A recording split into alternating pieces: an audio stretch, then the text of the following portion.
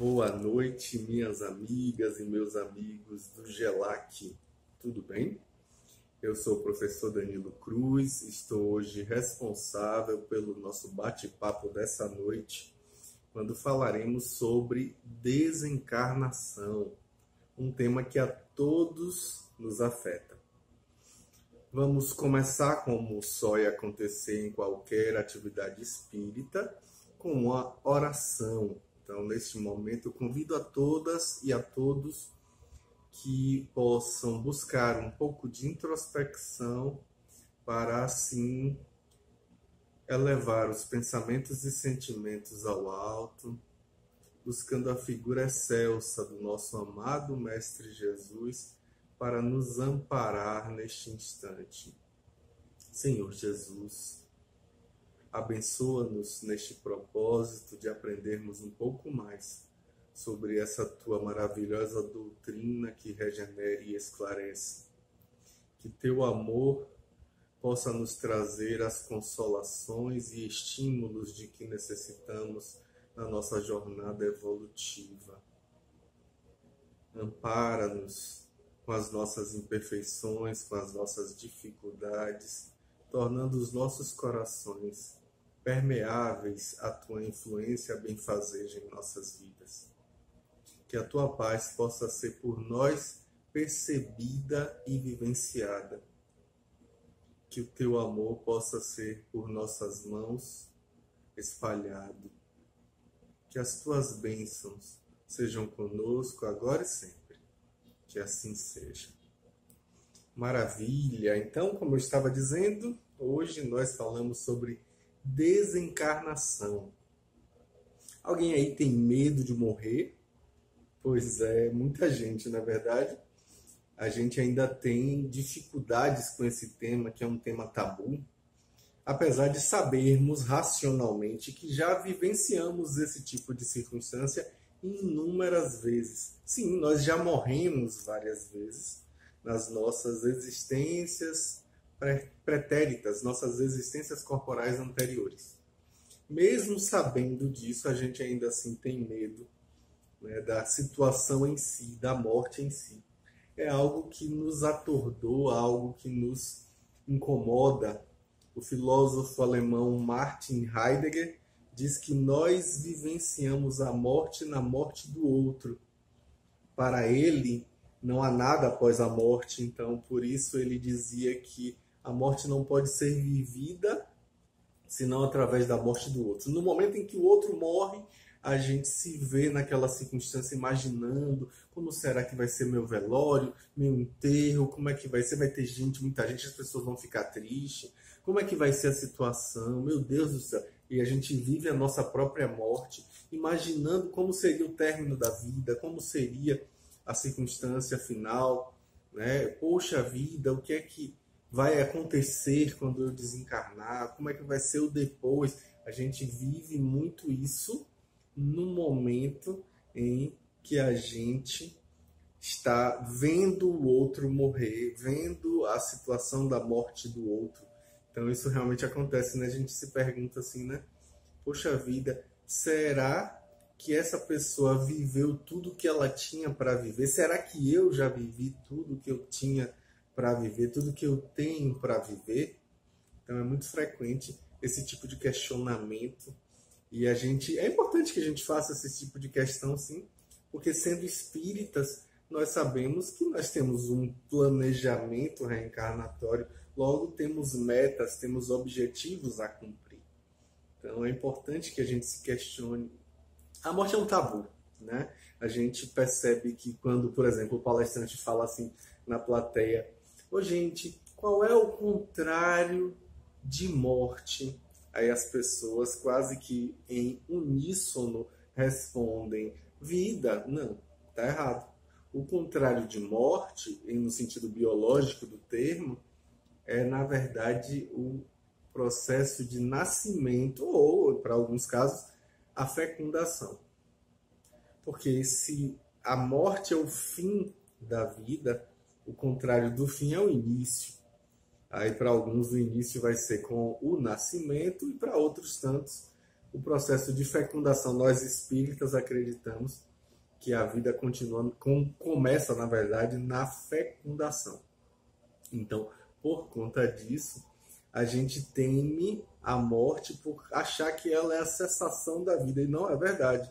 Porque, na verdade, a gente percebe que Kardec coloca muito claramente, como título do capítulo que fala sobre as reencarnações, ele usa que termo? Ele usa pluralidade das existências. Ele não fala pluralidade das vidas, porque vida é uma só, que é a vida espiritual, que é a vida eterna, que todos nós temos. E aí a gente tem novas experiências corporais e por isso a gente continua dentro da mesma vida. Olha que curioso isso, né? Que interessante para a gente refletir. A gente fala muitas palavras que muitas vezes não fazem muito sentido. Um exemplo que eu gosto é a palavra desencarne. A gente sabe que a língua portuguesa é uma língua viva e que, portanto, novas palavras vão surgindo, novos sentidos para as palavras antigas, como, por exemplo, a palavra sofisticado. Na origem da palavra, era um xingamento dizer que alguém é sofisticado, porque sofisticado vem de sofisma, ou seja, algo falso, algo que é ali adulterado. Não é uma coisa boa ser sofisticado na origem da palavra. Hoje em dia, ser sofisticado é ser chique, né? Então a gente sabe que a língua está viva e novos significados vão sendo atribuídos às palavras. E aí a gente vê, por exemplo, a palavra desencarne. Não é uma palavra muito bonitinha, não. Na verdade, o termo que é utilizado, inclusive se você abrir os livros de Kardec, você vai ver que o termo sempre é desencarnação. Seja nas obras básicas, nas obras complementares. Kardec é muito claro. O termo é desencarnação. Desencarne tem outro significado. É o que o Magaref faz quando ele vai separar a carne do osso. Ali é o desencarne. Separar a carne do osso. Você pode olhar no dicionário, inclusive. A palavra desencarne tem essa significação. A gente que usa mal, né? Então, o termo correto é desencarnação. E pior que a gente vê outras pessoas vão usando essa mesma lógica para falar reencarne, né? Encarne, coisas do tipo, quando na verdade é reencarnação, encarnação, etc. e tal. Mas como eu disse, a língua está viva e, portanto, a gente vai crescendo vendo isso, como é que a gente amadurece e aprende com essas coisas. Mas eu gosto de uma história que é interessantíssima para a nossa reflexão, e aí eu trago hoje essa história justamente para que a gente pense um pouquinho com ela, né? Que é de um livro de Francisco Cândido Xavier, O Espírito Irmão X se utiliza da mediunidade de Chico, no livro Cartas e Crônicas, que é um livro maravilhoso, e lá no capítulo 4, né, as páginas 21 a 24, a gente vai encontrar esse texto chamado Treino para a Morte, que é interessante, né? Ele diz o quê? Que preocupados com a sobrevivência além do túmulo, você pergunta, espantado, como deveria ser levado a efeito o treinamento de um homem para as surpresas da morte. E aí ele coloca que a indagação é curiosa e realmente dá o que pensar. Ele diz que creia, contudo, que, por enquanto, não é muito fácil preparar tecnicamente um companheiro à frente da peregrinação infalível. Não dá para preparar alguém para a morte. Então ele diz o quê? Que os turistas que procedem da Ásia ou da Europa habilitam futuros viajantes com eficiência, por lhes não faltarem os termos analógicos necessários. Mas nós, os desencarnados, fala irmão X, esbarramos com obstáculos quase intransponíveis. Não dá para poder falar de coisas que acontecem lá que aqui a gente não tem. Ele diz que, a rigor, a religião deve orientar as realizações do espírito, assim como a ciência dirige todos os assuntos pertinentes à vida material. Entretanto, a religião, até certo ponto, permanece jungida ao superficialismo do sacerdócio, sem tocar a profundez da alma. Aí ele diz que é importante considerar também que a sua consulta, ao invés de ser encaminhada a grandes teólogos da terra, hoje domiciliados na espiritualidade, foi endereçada justamente a mim, pobre noticiarista, sem méritos para tratar de semelhante inquirição. Aí a modéstia e a humildade de irmão X falando dele mesmo, né? Então ele diz o quê? Pode acreditar que, não obstante achar-me aqui de novo, há quase 20 anos de contado, sinto-me ainda no assombro de um chavante, um índio chavante, repentinamente trazido da selva mato-grossense para algumas das nossas universidades, com a obrigação de filiar-se de inopino, ou seja, assim, rápido, de chofre, ao mais elevado estudo e às mais complicadas disciplinas. E aí ele continua dizendo que, em razão disso, ele não pode reportar-se, senão ao seu próprio ponto de vista, com todas as deficiências, entre aspas, do selvagem, surpreendido junto à coroa da civilização. Aí ele começa dizendo assim, preliminarmente admito que devo me referir aos nossos antigos maus hábitos. Aí ele fala o quê? Da cristalização, que é uma praga tiranizante desses maus hábitos. Comece a renovação de seus costumes pelo prato de cada dia. Olha que interessante. Ele fala, comece tudo pelo que você come. Diminua a volúpia de comer carne dos animais. Olha o que ele fala aí. O cemitério na barriga é um tormento depois da grande transição da morte.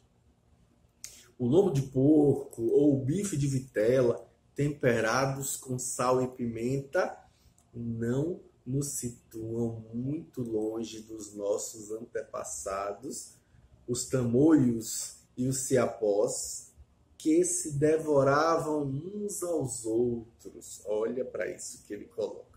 Aí ele continua dizendo, os excitantes que são largamente ingeridos constituem uma outra perigosa obsessão. Ele afirma que tem visto muitas almas de origem aparentemente primorosa dispostas a trocar o próprio céu pelo uísque aristocrático ou pela nossa cachaça brasileira. Olha para isso. E aí ele continua dizendo que, tanto quanto lhe seja possível, evite os abusos do fumo, porque infunde pena a angústias dos desencarnados amantes da nicotina. Ele continua dizendo, não se renda à tentação dos narcóticos, por mais aflitivas que lhe pareçam as crises do estágio no corpo, aguente firme os golpes da luta. Que as vítimas, ele nomina a coisa, as vítimas da cocaína, da morfina, dos barbitúricos, demoram-se largo tempo na cela escura da sede e da inércia. E o sexo, olha o que ele diz, guarde muito cuidado na preservação do seu equilíbrio emotivo. Por quê? Porque, diz ele, né, nós temos aqui muita gente boa carregando consigo o inferno rotulado de amor. Se você possui algum dinheiro ou detém alguma posse terrestre, não adie as doações, caso esteja realmente inclinado a fazê-las, né? Claro. E aí ele continua dizendo que grandes homens que admirávamos no mundo pela habilidade e pelo poder com que concretizavam importantes negócios, aparecem junto de nós em muitas ocasiões à maneira de crianças desesperadas por não mais conseguirem manobrar os talões de cheque. Olha para isso. Continuando, ele diz assim, que em família observe cautela com os testamentos. As doenças fulminatórias chegam de assalto e, se a sua papelada não estiver em ordem, você padecerá muitas humilhações através de tribunais e cartórios. Sobretudo, não se apegue demasiado aos laços consanguíneos. Ame a sua esposa, ame seus filhos, ame seus parentes com moderação, na certeza de que um dia você estará ausente deles e de que, por isso mesmo, eles agirão quase sempre em desacordo com a sua vontade, embora respeitem a sua memória. Olha que fala importante aí. Ele diz mais, ele diz assim, ó, não se esqueça de que, no estado presente da educação terrestre, se alguns afeiçoados lhe registrarem a presença extraterrena, depois dos funerais, na certa intimá-lo-ão a descer aos infernos, receando-lhe a volta inoportuna. Olha que fala pesada, hein? E aí ele continua dizendo, se você já possui o tesouro de uma fé religiosa, viva de acordo com os preceitos que abraça. É horrível, olha essa frase, é horrível a responsabilidade moral de quem já conhece o caminho sem equilibrar-se dentro dele. Olha que fala, hein? Aí ele diz assim, ó, faça o bem que puder, sem a preocupação de satisfazer a todos. Convença-se de que, se você não experimenta simpatia por determinadas criaturas, há muita gente que suporta você com muito esforço.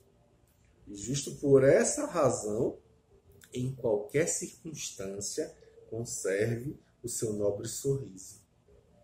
E ele diz mais, ele diz assim, ó, trabalhe sempre, trabalhe sem cessar, porque o serviço é o melhor dissolvente de nossas mágoas.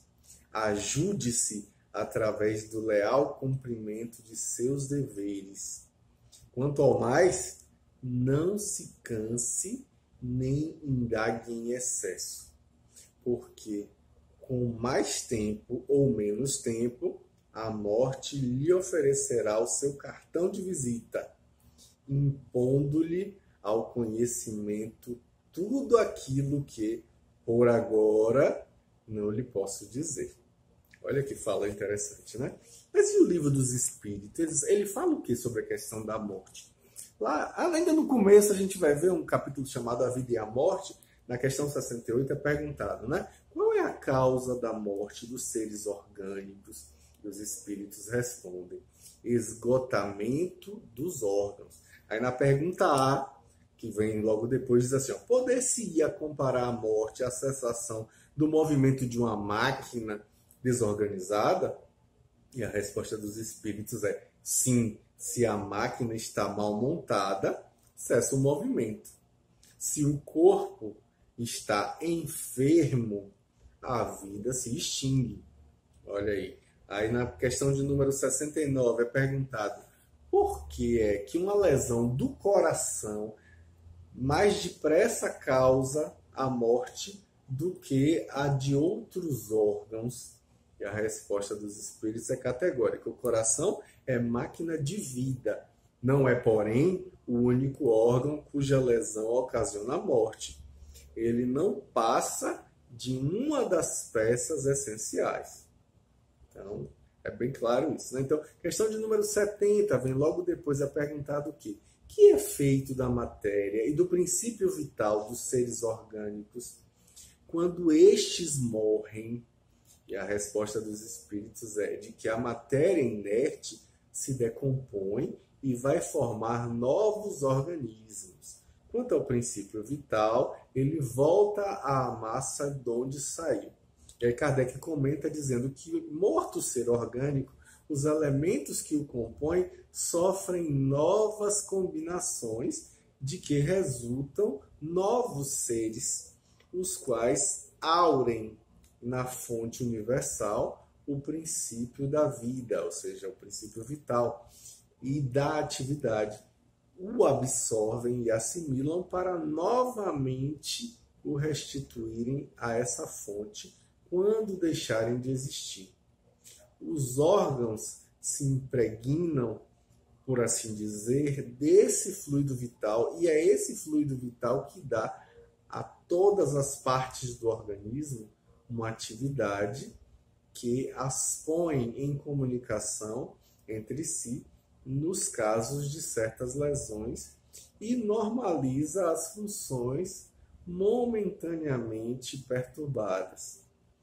Aí Kardec continua dizendo que quando os elementos essenciais ao funcionamento dos órgãos estão destruídos ou estão muito profundamente alterados, o fluido vital se torna impotente para lhes transmitir o movimento da vida.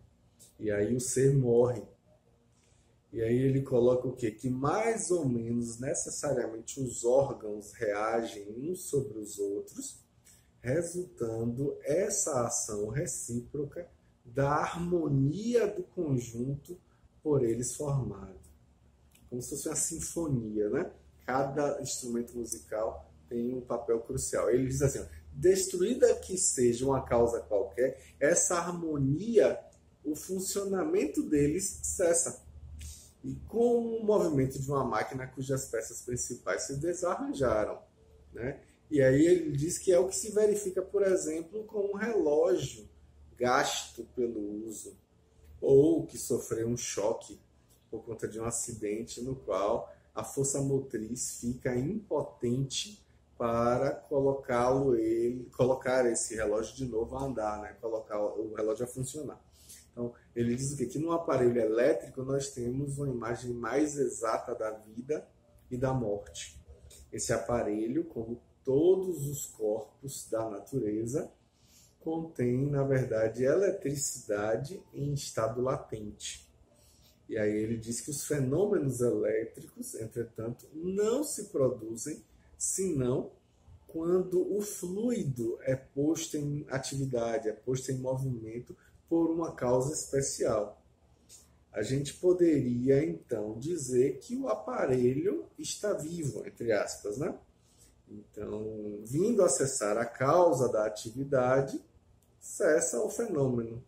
Então, o aparelho volta ao estado de inércia, caso cesse a situação do movimento, né? Então, os corpos orgânicos, diz Kardec, são assim uma espécie de pilha ou de aparelhos elétricos nos quais a atividade do fluido determina o fenômeno da vida. A cessação dessa atividade causa a morte.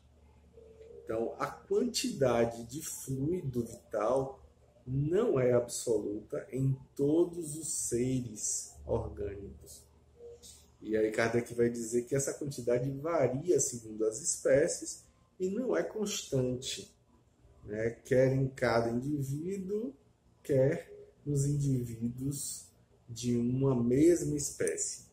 E aí ele continua dizendo que alguns existem que se acham, por assim dizer, saturados desse fluido, enquanto que outros possuem esse fluido em uma quantidade apenas suficiente. Daí, então, para alguns a vida é mais ativa, mais tenaz e, de certo modo, é superabundante. Então, a quantidade de fluido, continua Kardec, né, falando do fluido vital, se esgota. Pode tornar-se, inclusive, insuficiente para a conservação da vida, se não for renovada justamente pela questão da absorção e assimilação dessas substâncias que contêm esse fluido. Então, o fluido vital se transmite de um indivíduo para outro. É possível transmitir. Aquele que tiver em maior proporção, né, maior porção, pode dar esse fluido a um que tenha de menos e, em certos casos, pode inclusive prolongar uma vida que está prestes a se extinguir. Olha que interessante, né? Aí a gente vai pegar o texto que embasa o estudo sistematizado da doutrina espírita e vai perceber que a causa da morte, na verdade, como disseram os espíritos, está na exaustão dos órgãos. E aí ele coloca que a morte, o conceito de morte, como é vigente hoje em dia na nomenclatura internacional, é da ausência da atividade elétrica cerebral. E aí a gente vai ver que, ao lado de alguns sinais de fácil identificação, a ausência dessa atividade cerebral, na verdade, é determinada pelo eletroencefalograma, que vai confirmar o diagnóstico de morte física, que é também chamada de morte encefálica, né? Mesmo que o coração continue em funcionamento à custa dos aparelhos específicos. O próprio Bezerra de Menezes, no livro Entrevistas, vai nos dizer que o eletroencefalograma é o processo através do qual nós podemos assinalar a desencarnação. No entanto, em muitas oportunidades, esta exaustão do corpo físico vai ser precedida por uma deterioração do fluido vital que o animaliza. E aí ele prossegue dizendo que a morte nos seres orgânicos pode ocorrer de duas formas. A primeira, o empobrecimento do tônus vital, que vai desarticular as células do veículo físico, e aí vai fazer com que surja, obviamente, disso tudo a doença e posteriormente a morte. Seria aí o quê? O processo que é observado com mais frequência nas mortes naturais. E a segunda é a destruição direta do veículo físico sem uma desintegração do fluido vital de maneira prévia, né? E aí isso acontece como nas mortes trágicas, como nos acidentes, no homicídio, no suicídio. No primeiro caso, a gente sabe o quê? Que o corpo enfermo não estaria em condições de participar da renovação do fluido vital, e justamente por isso, né, porque aquele fluido vital adulterado não pode ser revitalizado, né, e aí o que completa o circuito de forças enfermiças, enquanto que no segundo caso a morte alcança os órgãos impregnados de fluidos vitais ainda sadios, o que poderia, na verdade, criar um processo aí de dificuldade numa readaptação do desencarnante a essa nova existência, a sua nova vida, entre aspas, já que o fluido vital é exclusivo dos encarnados. Então, nessa eventualidade, na situação das mortes trágicas, nós sabemos que o sofrimento que acompanha o desencarnante é diretamente proporcional à culpabilidade da vítima com relação àquele acidente. Então, isso vai fazer uma diferença enorme. E é colocado que, nos casos em que o espírito não foi responsável, consciente ou inconscientemente, pela sua desencarnação, o fluido vital restante sofreria justamente uma espécie de queima rápida, se a gente pode falar desse jeito, o que liberaria o espírito dessas energias impróprias para a vida espiritual.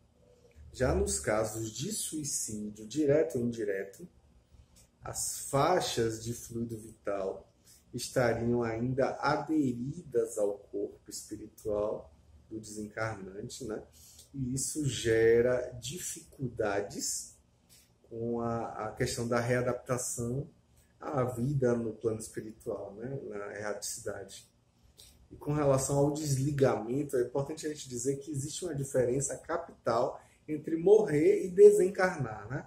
A morte é física, mas a desencarnação é puramente espiritual. Esse desligamento, dá-se o nome de desligamento espiritual, né? Ou desprendimento espiritual, justamente esse processo através do qual o espírito desencarnante vai se afastar definitivamente do seu antigo corpo físico, não, o corpo físico que o abrigava durante essa vida na Terra. E aí a gente vai ver que Kardec, muito brilhantemente, nos ensina que o corpo espiritual e o corpo físico estão como que aderidos um ao outro, do ponto de vista magnético, se a gente pode falar assim, né? Átomo a átomo e molécula a molécula. E aí com isso a gente vai perceber que essa união que se estabeleceu durante a encarnação, quando o espírito estava ainda no útero materno, é necessária justamente ao intercâmbio indispensável que se verifica entre o espírito e o corpo. Então, quando há o desligamento, né, esse desligamento vai consistir em quê? Na separação mais ou menos lenta que se verifica entre eles, né, entre o corpo físico e o corpo espiritual. André Luiz vai dizer que o desligamento, via de regra, se inicia na porção caudal do corpo e em sentido ascendente, atingindo a região cefálica por último, né? Então, quando não mais existir nenhum ponto de contato entre o perispírito e o corpo físico, a gente percebe que o desencarnante está completamente liberto da matéria, né, no caso do corpo físico, né? E a gente pode dizer que o desligamento se concluiu ali. E com relação ao fluido vital, é importante também dizer que o fluido vital, na verdade, é um fluido mais ou menos grosseiro, que é encontrado apenas nos seres orgânicos. Olha que importante falar disso, né? É o responsável pela animalização da matéria nos seres vivos. E aí a gente vai ver que esse fluido vital se forma, como todos os fluidos espirituais, através de transformações do fluido cósmico universal, que é um termo quase que exclusivo da doutrina espírita, né? A gente não vê falar em outra doutrina falar disso. No momento gestacional, o espírito reencarnante está impregnado de determinada quantidade desse fluido vital, e essa quantidade é proporcional ao tempo médio de vida que ele vai ter na Terra. Então, essa carga de fluido vital, no entanto, pode, obviamente, sofrer modificações ao longo do caminho, né? Durante a existência física, e essa modificação pode ser para mais ou para menos. E aí é importante lembrar que o perfeito funcionamento dos órgãos poderia, obviamente, renová-lo, assim como também poderia sofrer um processo de deterioração em consequência de uma vida atormentada, desregrada, em termos morais, em termos emocionais. Então, é importante lembrar também que são 3 as principais condições onde o fluido vital vai ter uma participação ativa. Primeira é a animalização da matéria. O fluido vital, na verdade, é a força motriz dos seres orgânicos. É o elemento que vai dar a impulsão aos órgãos, o movimento e a atividade à matéria organizada. Outro também é a questão da mediunidade de efeitos físicos, que aí é bom lembrar que o fluido vital é um dos constituintes do chamado ectoplasma, que é o material de que se utilizam os espíritos nas manifestações mediúnicas, nas manifestações de efeitos físicos. Os médiuns que são aptos à produção desses fenômenos, os médiuns de efeitos físicos, né? Eles libertam essas energias com mais facilidade. Outro também que é importante colocar são as curas espirituais. Nos processos de cura espiritual, onde são utilizadas energias dos encarnados, o fluido vital vai ser o principal elemento a ser transfundido para o enfermo. Olha que interessante isso, né? E aí é bom lembrar que quem possui isso em uma melhor condição pode doar àquele que necessita e justamente fazer retornar a saúde a uma criatura doente. E aí, nos processos de moratória espiritual, se a gente pode falar assim, onde o encarnado recebe uma permissão para continuar na Terra por mais algum tempo, por mais alguns anos ou alguns meses, ele vai receber uma determinada carga de fluido vital, justamente para renovar as suas reservas que já estão combalidas ali naquela circunstância. E aí ele vai ter a moratória dele. Então, o fluido vital, no seu conjunto, vai constituir o que se denomina, na linguagem mística, né, de duplo etérico, corpo vital, corpo bioplásmico. São vários nomes. Né? Jorge André vai falar que o fluido vital constitui uma zona de energias bastante densificadas, dispostas entre o perispírito e o corpo físico. Olha que curioso isso, né? Aí ele diz que por ocasião da morte, o corpo vital sofrerá um processo de desintegração, como ocorre com o corpo físico. Interessante, né? A gente pensar dessa forma. Com relação à desencarnação e o perispírito, a gente tem aqui uma curiosidade bem interessante, né? A questão dos transplantes de órgãos, que hoje são uma realidade indiscutível, né?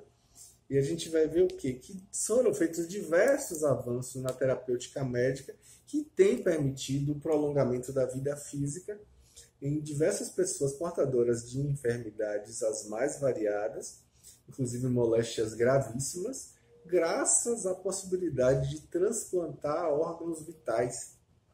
E aí a gente vai ver que muitas questões de natureza espiritual têm sido levantadas por conta disso. E aí como é que fica a presença de um órgão estranho junto ao perispírito do receptor? Como é que fica isso, né? Não deveria aí gerar implicações negativas para ele, como a rejeição, por exemplo? E aí, como é que fica? Qual seria a situação dos espíritos que tiveram seus órgãos doados? Será que isso teria alguma coisa com relação a esses doadores? E a retirada do órgão, estando o espírito ainda ligado ao corpo físico, não iria lesar, por exemplo, seu corpo perispiritual? É importante lembrar que a rejeição e o perispírito do doador, né, ali a rejeição desse órgão transplantado, é uma condição verificada com a relativa frequência, e inclusive já tem medicações inúmeras para isso, né? Sob o ponto de vista espírita, a gente precisa levar em conta alguns fatores. É possível que haja uma rejeição a nível físico. E aí é bom lembrar que as células do doador, quando são incompatíveis com a organização física do receptor, essa incompatibilidade vai fazer com que o sistema imunológico do doador desencadeie uma reação de defesa através da produção de anticorpos dirigidos contra os órgãos, o órgão estranho. Na verdade, eu falei do doador, não, isso é do receptor, desculpem. Então, a rejeição em nível do fluido vital também existe, que é o quê? Os órgãos transplantados, eles vão impregnados de fluido vital do doador, e caso não haja entre ele e o fluido vital do receptor uma certa afinidade, poderá observar-se aí uma rejeição, um fenômeno de rejeição também. E aí é colocado que a rejeição em nível perispiritual também pode acontecer, porque os órgãos transplantados estarão também impregnados de fluidos perispirituais do doador, que poderão não ter afinidade vibratória com as energias perispirituais do receptor. E aí a gente já tem outro tipo, que é o de rejeição em consequência de uma possível influência obsessiva do doador. Olha que interessante. É possível acontecer isso? É. Essa influência poderia ser consciente quando motivada por ódio, ciúme, apego ou qualquer outro sentimento menos nobre, né? Menos digno. Ou pode ser também uma influência espiritual inconsciente naqueles espíritos que, quando são excessivamente apegados ao próprio corpo, excessivamente apegados à matéria, se mantêm ali junto ao campo magnético do encarnado. E aí seria um grande problema, né? Mas vale lembrar que também nesses processos obsessivos seria respeitada a lei das sintonias. Ninguém seria obsidiado sem ter uma necessidade evolutiva envolvida nisso. No que se refere a possíveis lesões perispirituais no doador, sabe-se que não há reflexos traumatizantes no perispírito do doador. O que lesa o perispírito são as atitudes incorretas que são perpetradas pelo indivíduo e não o que é feito a ele ou a seu corpo por outras pessoas. Inclusive, André Luiz, no livro Evolução em Dois Mundos, diz muito claramente o que? Ele diz o que? Para definirmos de alguma sorte o corpo espiritual, é preciso considerar que ele não é reflexo do corpo físico, porque na realidade é o contrário, é o corpo físico que reflete, tanto quanto ele próprio, o corpo espiritual retrata em si o corpo mental que lhe preside a formação. Olha aí que fala importante de André Luiz. E a gente vê que a integridade do perispírito, na verdade, depois da morte, está relacionada intimamente com a vida que o indivíduo levou e não com o tipo de morte que ele teve, né? Não com a destinação dos seus despojos materiais, não tem nada a ver uma coisa com a outra. Acredita-se também que o doador desencarnado, em muitas oportunidades, possa ser beneficiado pelas preces, pelas orações, pelas vibrações, pelo carinho, pelas memórias boas daquele que recebeu o órgão e de seus familiares. Interessante, né? Quando a gente fala sobre o fenômeno morte, abre-se um leque. E aí no Livro dos Espíritos a gente vai ver que também existe um capítulo chamado A Alma Após a Morte. Lá na questão de número 149 a gente vai ver o quê? O que sucede à alma no instante da morte?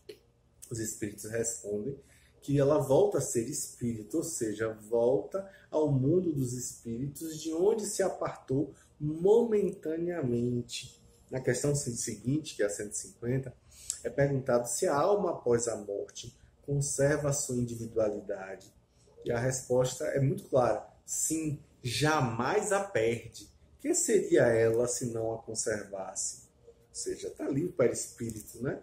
E aí na questão A é perguntado como comprova a alma a sua individualidade, uma vez que ela não tem mais corpo material. E aí os espíritos respondem que ela continua a ter um fluido que lhe é próprio, aurido na atmosfera do seu planeta e que guarda a aparência de sua última encarnação, seu perispírito. Olha aí, hein? E aí na questão B é perguntado: a alma leva consigo deste mundo? E aí é colocado, né, que nada a não ser a lembrança e o desejo de ir para um mundo melhor. Lembrança cheia de doçura ou de amargor, conforme o uso que ela fez da vida. Quanto mais pura for, melhor compreenderá a futilidade do que deixa na terra. Olha que fala crucial para a gente pensar. A questão 151 é perguntado: que pensar da opinião dos que dizem que após a morte a alma retorna ao todo universal? E aí é colocado, né, que os espíritos respondem que o conjunto dos espíritos não forma um todo, não constitui um mundo completo. Quando estás numa assembleia, és parte integrante dela, mas, não obstante, conservas sempre a tua individualidade. E aí a gente entende a questão do todo universal aí, né? 152, ele diz o quê? Que prova podemos ter da individualidade da alma depois da morte?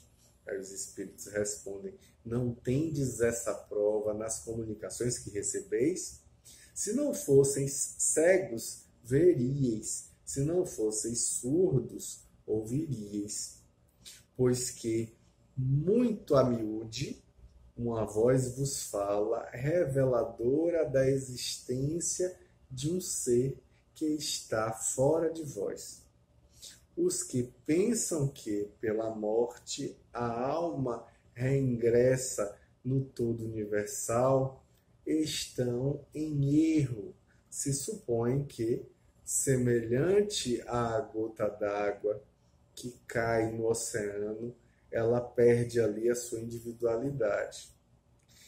Na verdade, aí, continuando, é colocado que estão certos se, por todo universal, entendem o conjunto dos seres incorpóreos, conjunto de que cada alma ou espírito é um elemento.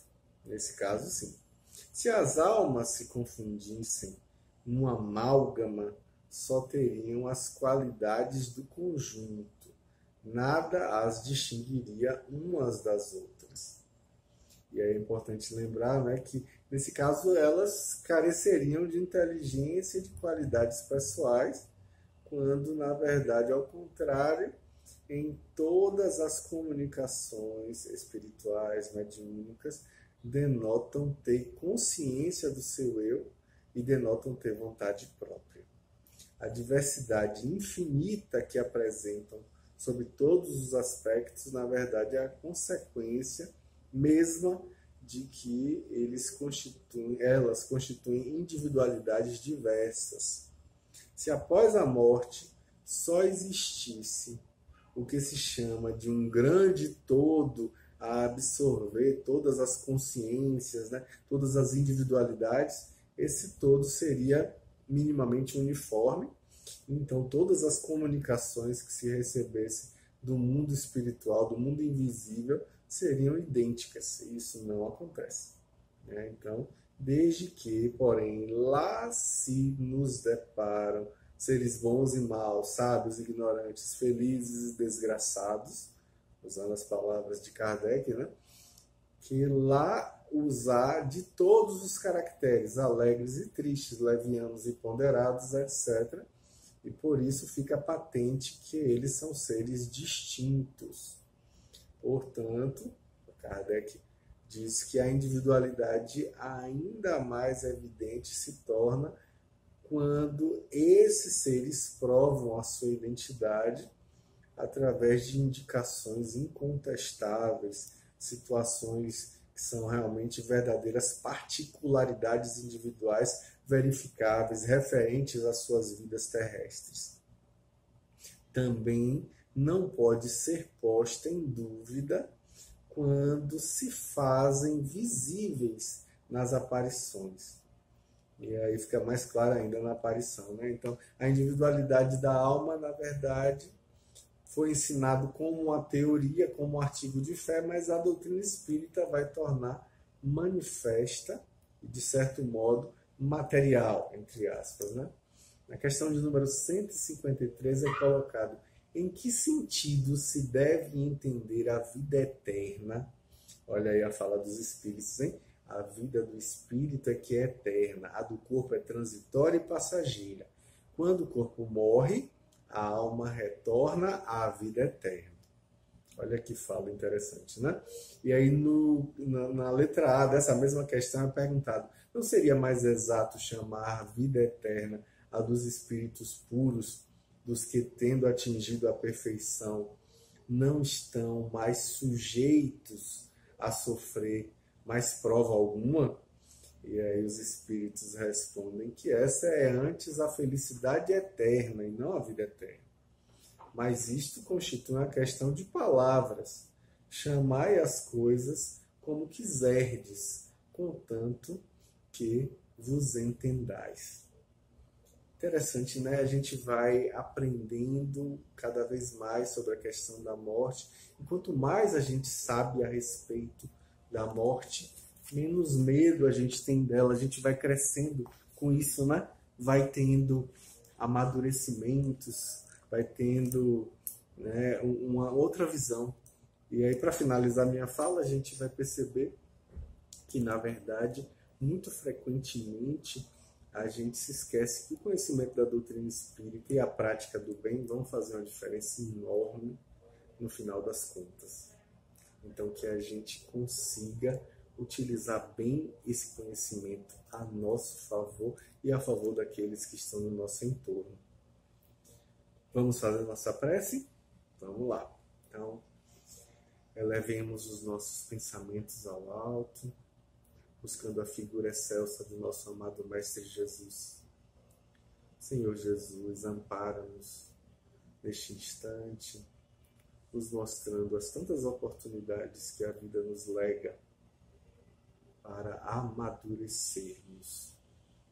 Que as tuas bênçãos possam ser por nós percebidas, visto serem elas incessantes. Que o teu amor seja conosco, agora e sempre.